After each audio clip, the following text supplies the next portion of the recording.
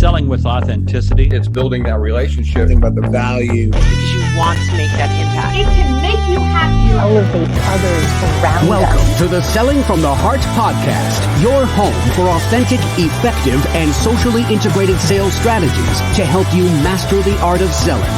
Join your co-hosts Larry Levine and Daryl Amy, along with some of the world's best sales thought leaders and practitioners, as we explore ways to help you grow your sales.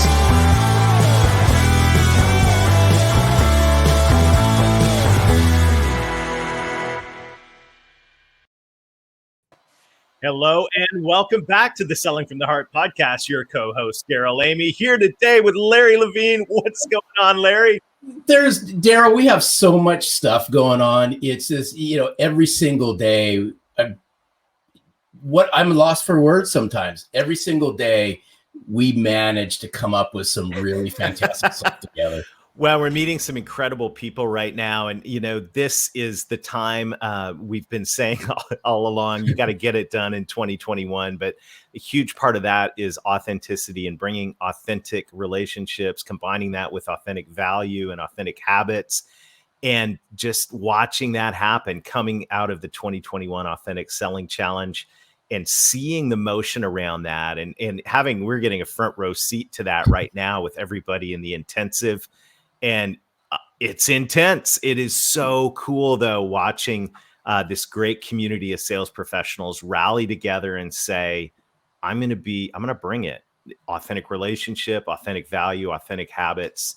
I absolutely love it, Larry. This is such a fun time right now. It's so cool. The best part of the intensive is to watch the dialogue that happens afterwards. And, I'm a big believer that, sometimes it takes a little bit of a push. Mm-hmm. Which means that leaders must go first. Mm-hmm. And it took, right? Remember, Daryl, it took you and I just pushing a little bit. And now to sit back and watch people opening up and share their stories, it's going to make them better sales professionals. Yeah, it is. It's happening. And this is a great time. And by the way, if you're new to the Selling from the Heart podcast, welcome. You've joined a growing community of sales professionals that are dedicated to being genuine, being authentic, adding real value. We call it Selling from the Heart. And as we get started on our podcast today, I just actually got off a Zoom meeting with our friends over at BombBomb. And I'm just so excited about the organization and the heart behind, it's one thing to find a cool piece of technology like BombBomb. It's another thing to meet the people that are making that happen, that have this heart for saying, we want to enable people to show gratitude and communicate in meaningful ways. And I'm just grateful for our friends over at BombBomb and all they're doing to make all of this possible. It goes back to the book, Rehumanize Your Business. And what better way to put a heartbeat back in to business than to humanize yourself through the power of video. And actually, you can almost reach right through the screen and tug on somebody's heart, as opposed to hiding behind a keyboard and using text-based messaging. That's right. So we've got a quick word from our friends over at BombBomb, from Alicia, and then we've got an amazing guest we want to introduce you to. Selling from the Heart is all about getting back to the basics of selling, relationships.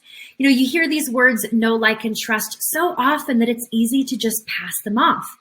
But the truth is, these words are deeply rooted in humanity and in the way our prospects and clients make decisions.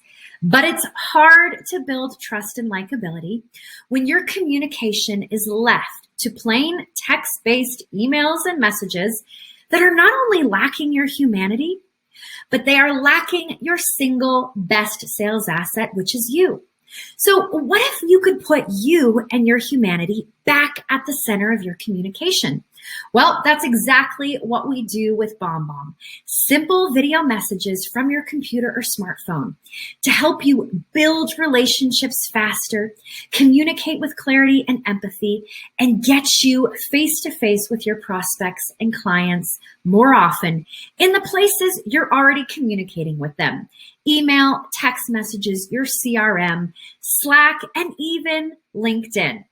All of this is available to you to try free for 14 days. Simply go to bombbomb.com/heart, sign up for a free trial, and let us guide you to success with video. and help you get back to selling from the heart. Wonderful. And if you want to give that a try, check out bombbomb.com/heart. You can try it for free for 14 days. Amazing. And thanks to our good friends at BombBomb. Just wonderful. Larry, we have a great guest today. I have been looking forward to this conversation. This is going to be super practical. So why don't you introduce our friend Nigel Green and let's dive in. Well, yeah, what can I say about Nigel? Nigel's a true kindred spirit. And part of my morning ritual is, I'll watch video messages and I geek out on inspirational quotes. And then I sit in various spots in my home office and I'll read books. And I learned from Daryl to juggle more than one book. So I'm getting to be a pro at juggling more than one book. And a quick shout out, this book's on my desk it's right here. You can even see the bookmark. Revenue Harvest. I encourage everyone to go grab a copy of Revenue Harvest. Nigel Green, we've been looking forward to this. Welcome to Selling from the Heart. Well, thanks for having me. I tell you, after the intro to the show, I feel like I should be a wrestler running down the WWE just entryway, just rip my shirt off. I'm here to go, boys. Okay, so here we go. But hey, Daryl, before we start, okay, Nigel, you set this one up, man. So now we know that you watch WWE. So if you're a WWE wrestler, what's your nickname? I don't watch WWE. I watched it when it was WWF. There you go. And two of my favorites, both bald, believe it or not, The Rock, who's everybody's favorite, and then Stone Cold Steve Austin. Oh, there we go. Those are two of my favorite wrestlers. Okay, so then Daryl, then everyone's going to start smelling what Nigel's cooking pretty soon, right? That's right. Stone Cold Green right here. You heard it first, folks. Well, Nigel, we're excited you're here. This is going to be a really practical conversation today for everybody. But as we get started, the question that every guest on Selling from the Heart gets, and that is, what does it mean to you to sell from the heart? Well, here's what I think about selling from the heart. I think people that are full of heart are okay being vulnerable. And so oftentimes vulnerability gets misunderstood in the workplace. Vulnerability is not bringing your baggage to work and just projecting your problems out. But vulnerability is being okay with not knowing everything. Vulnerability is asking tough questions or admitting you don't know something. And our relationship with vulnerability in sales is that we think to be vulnerable is to be weak. Well, that's actually couldn't be further from the truth. Think about everyone that's led that has been open about what they don't know, open about what scares them, concerns them. You probably liken them to someone that was strong, not weak. And so I think for sellers, a big piece of selling from the heart is being comfortable saying, here's what I don't know. Here's what I don't know about you. Here's what I suspect you might be wrestling with, and I'd like to have a conversation about it. That's what I think vulnerability is really about. It's embracing the strength that comes from sitting through the unknown with your customer. Nigel, that's so good. And I like that you touched on the vulnerability part of this, because I think most people in sales will look at vulnerability as a weakness, when in actuality it's a sign of strength. So, I'd like to just, as we start, I'd like to throw this back and just say, where do you think that weakness comes from when salespeople go, I can't be vulnerable because fill in the rest of the sentence with a reason. But where do you think this really comes from when it's all said and done? We believe, and some of us have been taught, that we need to be the expert. So our definition of expert is someone who knows all the answers. Well, maybe that's not true. And there are two things I want to highlight here. Experts may not know all the answers, but they certainly know what questions to ask to get to the answers. And the other mistake that we make around expertise is that while you may truly feel like you are an expert on your company, your industry, and your product, that's fine. But it's a mistake to believe you're the expert on your customer or your prospect's problem. They're the only expert on that. And so the extent to which you're willing to shut up and listen increases your chances of actually getting the deal done.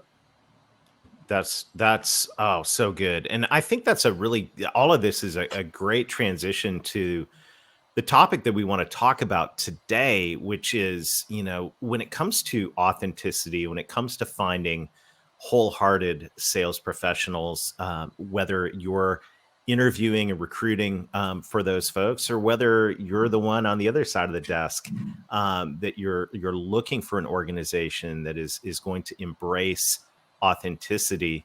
This whole concept of if you think about the interview process, I know when I've interviewed for sales positions, or any position for that matter, the word vulnerability is something that, I would never think about bringing into an interview. But it seems like whether you're the interviewee or whether you're sitting in the chair, wanting a position, that vulnerability is actually something that should be on your radar big time. It should be. And so, I'll start by saying, why should you listen to me when it comes to interviewing? I've hired about 300 sales professionals in my career. And I went back recently. It's funny. I was talking about this on my podcast with someone who's interviewed about the same, or hired about the same amount of sellers. So my statistics are, for every salesperson I've hired, I've probably interviewed 10 to 12 times that. So you can do the quick math to figure out how many interviews I've done. And I've learned the hard way that what you're looking for, that competitive advantage of vulnerability and authenticity, it's not going to be on the resume. So that goes into, I have 3 buckets, 3 C's that I look for when I'm hiring someone. And the resume falls in the last and least important C, which is competency. And the trap that most sales leaders make is they start there. Start by looking at, do they have industry experience? Can they bring customers with them? How long have they been in sales? And you and I know that just because you've been in the industry, just because you were successful at company X, does not guarantee that it's going to transfer to company Y. Why is that? Because of the other 2 C's that are far more important. And the first one is character. Character, to me, is something that the only way you're going to uncover it is through a conversation, eyeball to eyeball, video in today's world, to try to get a sense for, do they have a set of guiding principles? Are there things that they surrender to that are bigger than them? And if they don't, if you can't uncover that, they're probably not someone that, this is the second C, that you're going to have chemistry with. So chemistry is important. And this is where vulnerability comes into play. I will probably, if you work for me, if I'm your sales leader, I will probably spend more time with you during the day than I will my kids and my wife and my friends. Do you think we're going to have opportunities to get vulnerable with one another? Probably. But if I don't think you have character and we don't have common ground through chemistry, am I going to be vulnerable with you? No. So if I'm not willing to be vulnerable with you, if I don't feel like we have commonality in the things that we believe and hold true, the things that interest us, the things that get us out of bed in the morning, how inclined am I going to be to open up and want to share a problem that I'm thinking about that might affect you and your work? Or might affect my ability to coach or work with you or help you as a customer? Chances are I'm not going to do it. So if you start with competency, sure, you might have a lot of pretty resumes, but you and I both know that chemistry, character, the extent to which a team can gel together as one, far more important than what you did in your last jobs. Hey, Daryl, I so love the chemistry and character. I mean, I like how you put it in 3 C's. I know Daryl's ears are just perking up like crazy right now. You just really that was great. But can we peel this back for a moment? Is how do you what questions for the leaders that are listening into the Selling from the Heart podcast right now, is how can you question or layer in questions that pulls out that character to see if there's that right chemistry? I love the word chemistry over connection. I kind of like that. So let me give you some real questions that I ask in an interview, and I'll set this up for you. So I've laid out a 6-step hiring process. The order of the steps is not important to me. The time that lapses between the steps is also not important to me. The only thing that matters is that we don't skip steps. And one of those steps is a rapid fire. It's a 30-minute just Q&A with me. All right. And I tell the candidate, hey, I'm going to ask you some questions. They're going to seem random, but I promise you there's a method to the madness. If at any point I cut you off, it's not to be rude. It's just because I feel like I've gotten the answer that I want and I want to move on. So here's some of the questions they can expect in no order whatsoever. Larry, finish this statement. I wish I were someone who, and I shut up and I let him finish the statement. Daryl, what keeps you up at night? What's the last book that you read? Your wife comes in and says, honey, we've got a problem, and she needs you to help her figure it out. Who's the first person you're going to call? What's the last book that you've read? Who is your mentor? Tell me about a time you've lied at work. And if they say they've never lied at work, well, that it's a trap, right? We've all lied, right? So that gives you an idea of the types of questions. And think about, have you ever lied at work? That's a character question. So chemistry question is going to be around what's the last book that you've read? If they said Harry Potter, I'm probably not going to get along with him. But if they said Selling from the Heart, that's my guy. Let's go. Let's get after it. So that's just a sample of some of the questions that I'm going to ask. Another of my favorite questions is, what was the very first job you had? Not what was your first job after college? What was the first thing you did in exchange for money? How old were you, and what did you do with the money? I like this because I think back. And by the way, I've told you this offline, but I'm going to say it online. I've been a sales manager several times over my career. I was terrible at it. I broke all the rules. But you know what? I often said if I had Revenue Harvest, it would have rescued my career as being a sales manager, possibly. But it is hands down the most helpful book for sales leaders I've found, and I mean that with all sincerity. But it's interesting as I reflect back on my days as a sales manager and in those interviews, all those interviews I did. I was absolutely looking for the third C. I was, as you're talking, I'm remembering the long, grueling field ride days out with someone I could hardly stand being with, right? But you hired them. And why, why didn't you look for chemistry? And, the character side of things, I don't know if that was a category for me other than, maybe some of the honesty, if you could figure that out. But I love this mindset of interviewing for these 3 C's. And I think there's something really powerful here, because I know the pain of being a sales leader and having the wrong people on your team and knowing it was your fault that you did that. This is really, really awesome stuff, Nigel. Well, one of the things, and thank you for that. One of the things that I want to do, two things really. One just came to me. One I already had as you were saying that back to me. So I'll start with the one that I already had, and that is that it doesn't mean ignore competency. Right. In fact, still look for it. But if it came down to 2 candidates, one had industry experience, one could bring customers to me, the other one I knew I had a lot in common with. They were an ex-college athlete, which is chemistry for me. I know they're going to compete. I know they're going to be full of grit, and they're going to have tenacity, and they're going to be curious. I'm going to go with that one, because what I know about that type of person is they'll quickly learn the nuances of the industry. Again, that is an abstract comparison. The ideal candidate has all 3.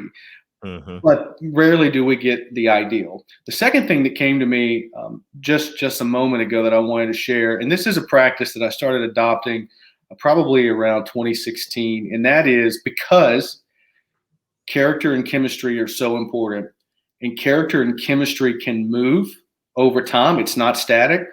I require that everyone that works on the team go and interview somewhere else each year. Just once. Go interview somewhere else, and let's make sure that this is still the place you want to be. You still want to be led by me. You still want to work with this team, and that you're still getting as much out of this opportunity as we're getting out of you. Wait, so you recommend that you have your sales reps do what they're already doing anyways and go interview with somebody else? Yeah. That's crazy Talk and about brilliant. Talk I about love being that. vulnerable. Yeah, absolutely, right? Yeah. Come tell me what you learned. People are making these decisions. So your people on your sales team are making these evaluations every day, all day long. There's something really refreshing about just acknowledging that. And, I love that. That's beautiful. Larry, what do you think? Larry's muted. So let's unmute Larry. Yeah. So there we go. Larry, you've got dead air here. So Nigel, I think this concept of like coming in and saying, okay, do you still want to be on the team? Well, look, if you look Really at, cool. I'm a sports guy. So if you look at sport, it's not shunned, it's not taboo, and in fact, it's a practice that it's embraced. If you listen to the commentators, they'll tell you in between plays, so and so, this coach just interviewed for this position last week with this team, and such is believed to maybe be the next coach of this school or at this team once the season's over, and that's okay. And so I wonder, why does it have to be something that we dismiss or look down upon in the selling world? Yeah, I think that's really cool, and it's really, the reality is, we want high performance salespeople. It's kind of like sports, right? It's kind of like looking at this and going, okay, you got a sports team. On the sports team, people move around between teams. It happens in sales. The important thing is, let's focus on making this a team that you want to be a part of, right? Yeah. Especially if you're a star player. And what the reason why I think it's fair, and this may sound callous, but it's a reality. And I tell the team this, I tell everyone that's interviewing that. So my job is to make sure that I replace the sellers that are the worst with someone that's better. So I'm always interviewing. So you should be too, because you can look at the scoreboard and see where you stand. And chances are I am looking for someone that has character, that has chemistry, and might be a little bit more competent than my bottom third of producers. Mm-hmm. So now that I'm off of unmute, somehow I accidentally hit the mute. My apologies, Nigel and Daryl. But I wanted to go back because as I was messing around with this mute thing, you started talking about sports, and sports is near and dear to me. And I believe it's called the Wonderlic test. Yeah.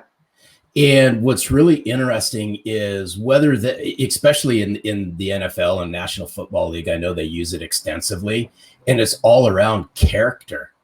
And there's a reason why. And I love the whole character and chemistry part of this, because how many times in sports has character come to the forefront where it hasn't blended in with team chemistry, and watch what starts to happen. A lot of really talented ex-athletes that can't get a job. Absolutely.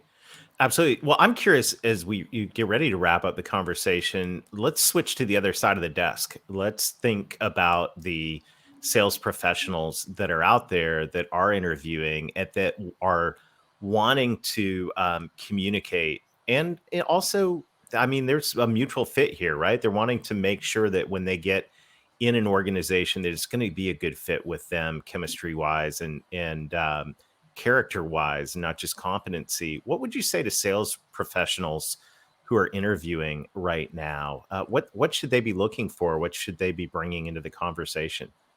A lot of sellers are quick to tell you what they've done, and that's great. You should be proud of what you've done. Mm-hmm. But what I'm looking for is, how does that parlay into where you're going? And what's the role that this next opportunity plays in who you're trying to be in 5 to 7 years from now? And if you can't map what you've done in your career and how it's shaping you for your future self, I think that's a miss. And so if all you're doing is trying to get the job versus showing how this job plays a small piece in a bigger story and a bigger narrative, you're missing it. Because what I'm looking for is someone that is thinking bigger than the role that they're applying for. Because I hope that they will not be in that role for very long. And that's not to diminish that. I get it. There are people that just want to sell. They don't want to lead. They don't want more managerial responsibility. And I get that, but it doesn't absolve you of your responsibility to contribute more. And so maybe you just want to sell. That's fine. But maybe you need to communicate to me that you want to take on national accounts, or that you'll always pioneer new regions, or that you'll take on and mentor newer reps that are, greenhorn to the industry, that don't have the season you do. But you got to show me how what you did is shaping who you're trying to become. Hey, as I was thinking, I'm just going to throw this out here because I love this conversation. But from a leadership's perspective, I want to circle back to that for a moment. Is where does gut come into this? And you see what I mean? Because you can ask all the great questions and all that, and I love what you were sharing. But where does help us understand where that gut, I mean, you're going to get something in that first 5 to 10 minutes and it hits you in your gut before it hits you in your head. So look, I learned this yesterday. There are more neurons in your gut than there are in a dog's brain. So when people say a gut feeling, like there's something real to the gut feeling. Here's where gut feelings can be a trap during the interview process. Your gut feelings sometimes are confirming your own personal biases. So I'm not saying don't listen to your gut, but what I'm saying is that if you are the only reference point for the experience, that's a mistake, because you need others involved in the interview process to check your gut feelings and make sure that it is real intuition and that they see it too, and it's not just confirming the biases that you brought into the process. That's strong. And I've made a lot of bad hiring decisions off of gut feelings. So that dynamic is really, really critical. And this is, Nigel, I knew this was going to be a great conversation, but I feel like I've learned so much today. And I just want to say, well, first of all, thanks for investing time with us today. And just a huge thank you for the voice of authenticity you are in the world of helping sales leaders become awesome. And your work is fantastic, and just hats off to everything that you're doing, and the person behind it is incredible. So Nigel, it's an honor. Fellas, it's always a pleasure to be with you. I love what you're doing, and you guys are two of my favorites. No, Awesome. we appreciate you, Nigel. And I smelt what you were cooking the whole time on the podcast. All right. Thanks for joining us today, Nigel. Larry, I feel every time I talk to Nigel, I was like, where were you in 1995 when I had my first sales management position? But this conversation, I think, has been instructive for both leaders and sales professionals in terms of so many different things. And definitely recommend that everybody go get a copy of Revenue Harvest. If you're a sales leader, you're absolutely going to love it. If you're a sales professional, it's going to prepare you for sales leadership. And you're also going to learn a lot along the way, which I think is going to help you in your planning your year. It's really great stuff in Revenue Harvest. But Larry, this idea of looking at character and chemistry, not only does it alliterate, but it also resonates. And I think this has been a big add to the mix of selling from the heart and how we think.